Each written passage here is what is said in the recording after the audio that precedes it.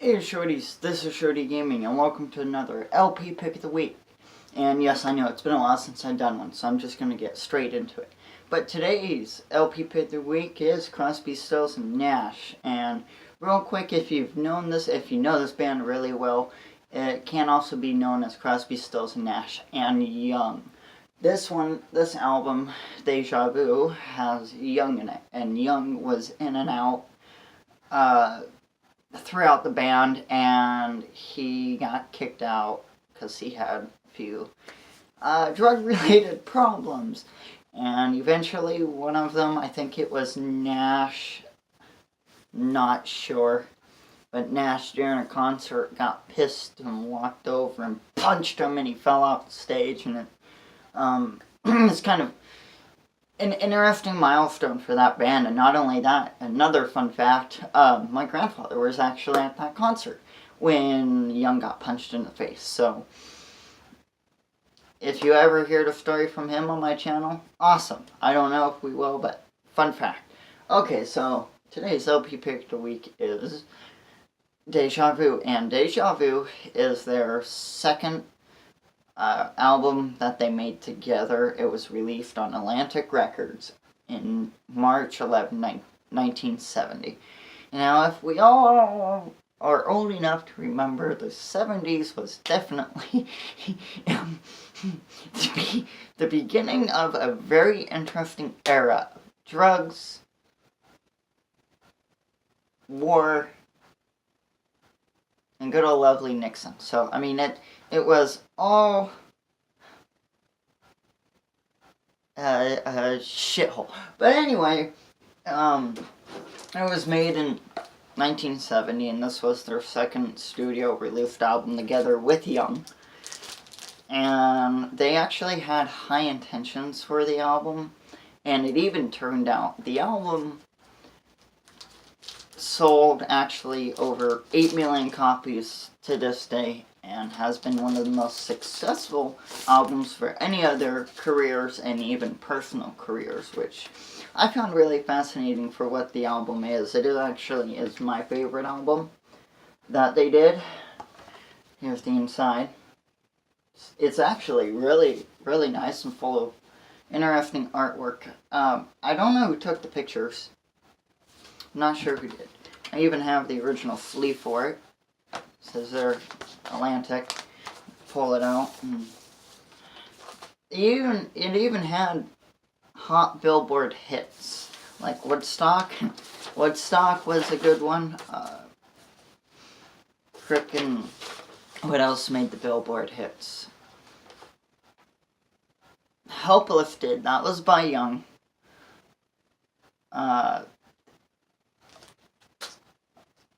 I think the song Deja Vu itself, and there's one more. I'm trying to remember which one it is. Our House, that's what it was. Our House. Our house is a very, very, very fine house. That one that they did was another Billboard charter, and all of them were not expecting the success this album brought. They put a lot of time and effort into it for each song. Each song was almost an individual person, except for Woodstock. So just about every song you hear is from a different musician or band member, I guess, in the group. Sorry, I'm saying a lot of ahs. I do have a script, but I bounce in and out just to add time, so I apologize. But I think as a group they did better with Young, personally.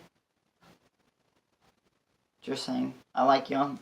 I own actually his album Gold Rush, and it's pretty good. I like a lot of Young's work. I even liked him in Buffalo Springfield, which was pretty much the beginning of Crosby, Stills, and Nash. But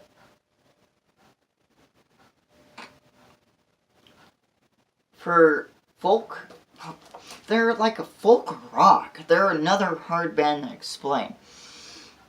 They sung about a lot of interesting stuff, like Chicago, on Four-Way Street, the live album, won't you please come to Chicago for it?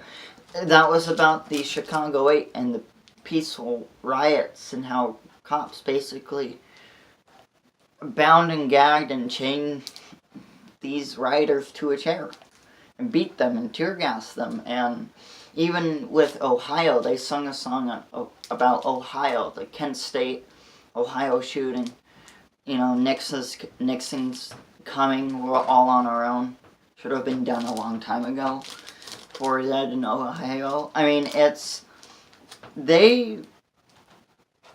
yes, a lot of bands were political back then, but I think they were one of the ones that definitely stood out when it came to, I mean, they even sung, and I know this isn't related to the album, but they even sung a song called Impeach the President. They sung it about Bush, and I watched a YouTube video on it, and it was just fantastic. Half people started getting angry and throwing shit. It's funny on what politics does to people. It's funny to watch what politics does to friendships and shit, because, to be honest with you, both sides are in it for the money. It doesn't matter who you are. I want to get into it, but they made a lot of songs that did a lot of record-breaking and even history-making. And this is one of their albums that definitely made history. And it even landed on the nominated for 500 Best Albums. Greatest Albums. Kind of like what Sgt. Pepper did. It was... When you heard Crosby, Stills, and Nash, Déjà Vu is that one. And if you don't know who Crosby, Stills, and Nash is, and young, I recommend Déjà Vu or one of their greatest hits album, like Crosby, Stills, and Nash and Young So Far. That's a good one. But I would recommend this one more. This one has meaning. Even it's just good. It's just good. Each song has a story, like Our House. One of the members wrote it because one of the people they were dating owned his house, and he felt so free. And it's just, the whole album is a good album. So, on a scale 1 to 10, that album, for me, hits actually about I'm going to say 9 on my chart.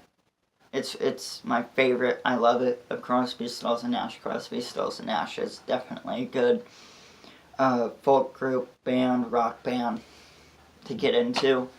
A lot of soft music, it's just good. All around good. So, thank you all much for watching. Please subscribe, leave comments, and a like. And I will see you on the next LP Pick of the Week video. Bye-bye.